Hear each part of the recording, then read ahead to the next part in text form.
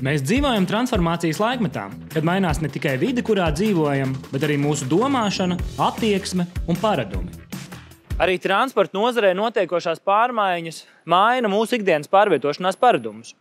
Kļūstam ātrāki, mobilāki, vēlamies izmantot ērtāku, drošāku un videi draudzīgāku transportu. Šādas pārmaiņas vērienīgāk iespējams īstenot ar Eiropas Savienības fondu līdzfinansējumu. Eiropas Savienības atveseļošanas fonds dod iespējas īstenot reformas pārējai uz zaļo un digitālo ekonomiku. Mums, tev, man un visai Eiropai kopā tuvāko gadu laikā ir nozīmīgs mērķis – dzīvot tīrākā un zaļākā vidē. Tāpēc lielākais izaicinājums būs nodrošināt ilgtspējīgu mobilitāti un samazināt transporta līdzekļu radīto piesārņojumu. Ceļā uz zaļāku vidi ir jāpanāk klimatneitralitāte līdz 2050. gadam. Un jāsamazina transporta līdzekļu radītās emisijas par vismaz 55% jau līdz 2030. gadam.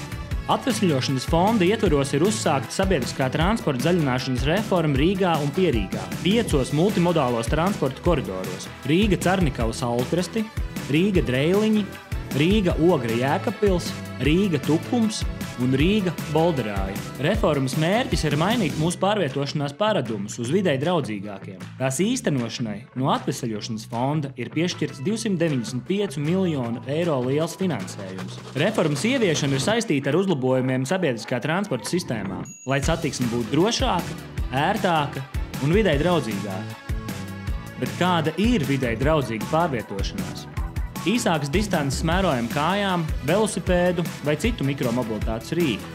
Tas būs vērtīgi gan tavai fiziskajai formai un veselībai, gan arī draudzīgi dabai. Lai motivētu ikvienu biežāk izbraukt ar velosipēdu, top moderni un mūsdienīgi veloceliņi.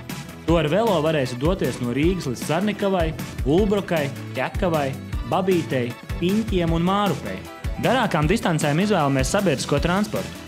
Reformas ietvaros tas kļūs videi draudzīgāks. Galvaspilsētā kursēs elektrobusi. Tāpat tiks veidotas elektrouzlādes stacijas un transportmīs punkts pie Šķirotavas stacijas, kur vienkops būs dažādu sabiedriskā transporta veidu savienojums. Pārvietošanās ar sabiedrisko transportu būs ērta un ātra, jo tiks veidota ātrgaitas sabiedriskā transporta josla. Pagarināta jau esošā 7. tramvaja līnija un izbūvētas ērtas pasažieru platformas vilcienu stacijās. Rīgā un Pierīgā 8 dzelzceļa stacijas tiks modernizētas, lai nodrošinātu iedzīvotājiem vairāku pakalpojumu pieejamību vienu vietu. Stacijās 2.0 tiks veidota infrastruktūra, kur pasažieri ērti varēs pārsēsties no privātā transporta sabiedriskajā. Bezmaksas stāvvietā atstāt savu auto vai velosipēdu un turpināt ceļu ar vilcienu, pilsētas vai reģionālo autobusu.